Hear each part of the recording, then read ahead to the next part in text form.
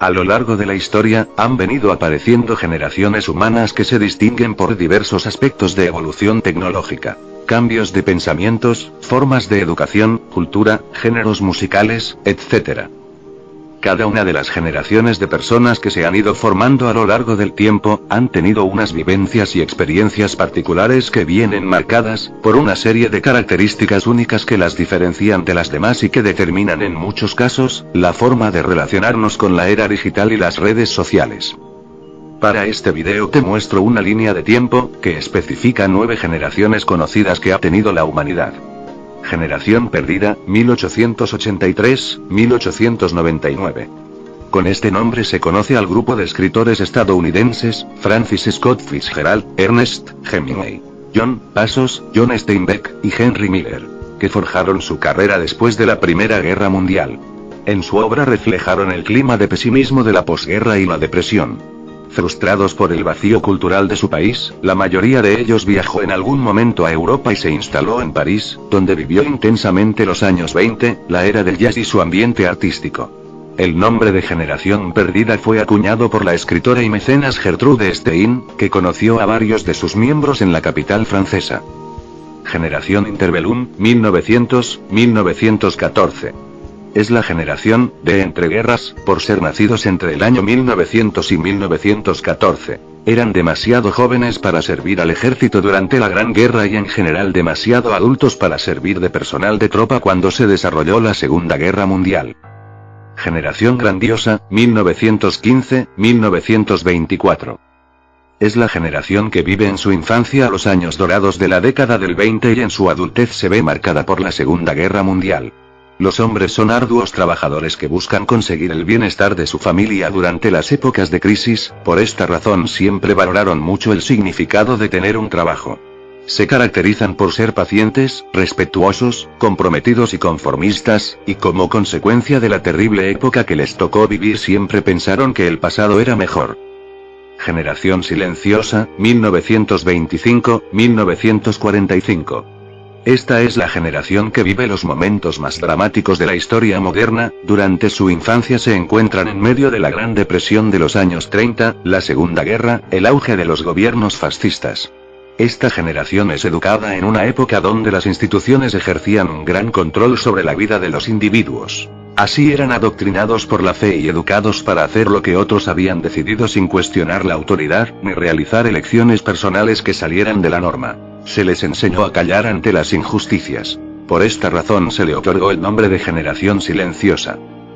Baby Boomers, 1945-1964. Nacieron en los años posteriores a la Segunda Guerra Mundial, y llevan su nombre por el inusual repunte en las tasas de natalidad, baby boom. El trabajo es lo más importante, además esta generación valora la productividad y no tolera el ocio. Aprecia los símbolos de estatus y el crecimiento vertical en una compañía, además en esta la mujer se incorpora definitivamente al mercado laboral. Cambio en el modelo tradicional de familia. Una de las contribuciones hechas por la generación Boomer parece ser la expansión de la libertad individual. Los Boomers a menudo se asocian con el movimiento por los derechos civiles, la causa feminista en la década de 1970, los derechos de los discapacitados, así como el derecho a la intimidad. Generación Jones, 1954-1969. Generación Jones, es un término acuñado por el autor Jonathan Pontell, para describir a los nacidos de aproximadamente 1954 a 1965, mientras que otras fuentes ponen el punto de partida en 1956 o 1957. Este grupo es esencialmente la segunda mitad de los baby boomers a los primeros años de la generación X. Generación X, 1970-1981. Esta generación se caracteriza porque sufrieron grandes cambios, ya que llevaron una vida analógica en su infancia y digital en su madurez. Vivieron la llegada de Internet, se vieron en la necesidad de aceptar las reglas de la tecnología y conectividad. No logra desprenderse del todo de las culturas organizacionales. Esta generación es un punto focal de transición en la tecnología. Generación Y, o Millennials, 1982-1992. También conocidos como Generación Ni estudio ni trabajo, debido principalmente a los problemas de crisis. En este momento hay televisión por cable, contestadoras automáticas, muchos modelos de coches que son accesibles, las vacaciones e incluso las escuelas privadas.